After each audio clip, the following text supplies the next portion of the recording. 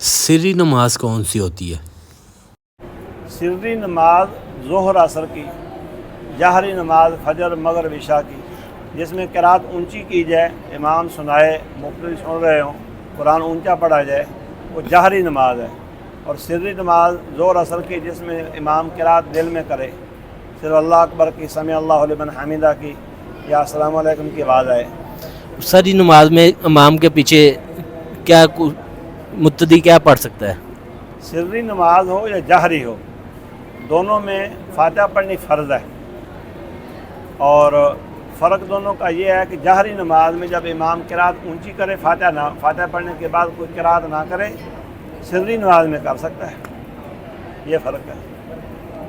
یعنی سری نماز میں چاروں رکعات میں قرآن پڑھ سکتا ہے، اور جہری نماز میں آخری 2 رکعتوں میں پڑھ سکتا ہے۔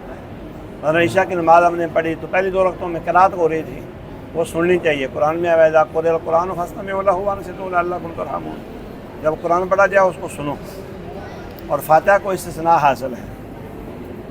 اور آخری 2 رکعتوں میں جو امام سری قرات کرتا ہے تم قرآن پڑھ سکتے ہو فاتحہ کے بعد، یہ مسئلہ ہے۔ جزاک اللہ۔